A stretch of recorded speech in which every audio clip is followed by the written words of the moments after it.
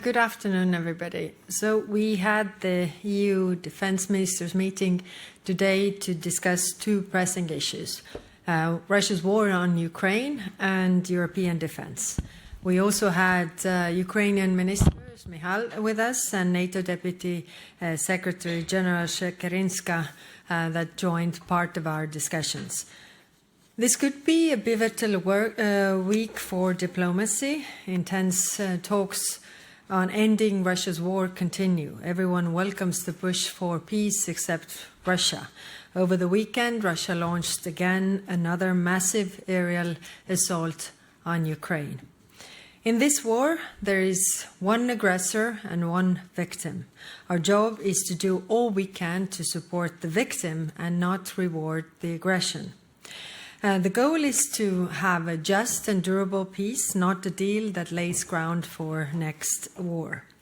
Solid funding for Ukraine is key. In October, EU leaders agreed to fund Ukraine for the next 2 years. Ministers today insisted that we need to agree on the funding options as a matter of urgency. Multi-year funding would be a game changer for Ukraine's defense. A stronger Ukraine means a faster end to Putin's war. Because the sooner Putin realizes that it cannot outlast us, the sooner this war will end. Our work to build consensus on funding continues. Risks need to be shared, that is very clear. The European Council in December will be crucial in this regard.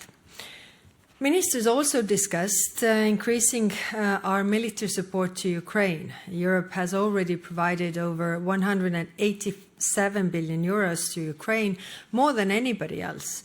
We need to continue to step up. The logic is very simple. The stronger Ukraine is on the battlefield, the stronger they are behind the negotiation table. Today, we also discussed what our two missions could do more to strengthen Ukraine. They are part of European Union support to the security guarantees. We aim to conclude planning for expanding missions as soon as possible. On defense industrial cooperation with Ukraine, we discussed how to mobilize additional private financing, also through the European Investment Bank. Europe and Ukraine must build together, produce together, and innovate together. It is a win-win for both sides. Ukraine has the battlefield experience, and we also need this for our defense industry. I'm glad that more member states are doing so. Today, for instance, the Netherlands signed an agreement with Ukraine to set up a production line on its territory. I also want to address the corruption probes in Ukraine. Especially wartime trust matters. Ukraine's fight for freedom and its path towards Europe should not be tainted by this. However, the fact that investigations take place show that anti-corruption bodies in Ukraine work. Also, the public outcry for this has been very, very strong. Ministers also discussed the European defence. Everyone agreed that Europe must continue to boost its own defences. We do not have much time to act. Putin is unlikely to honour any agreement for long, and if we are not strong, it's going to happen sooner. Leaders have given a clear direction with the defence readiness roadmap. Capability coalitions are being set up now. Some have already met on air defense and drones, for example. Others will follow soon. Concrete projects are expected in the first half of next year. Today, we also addressed the flagship initiatives to help coordinate investment in areas where no member state can do it alone.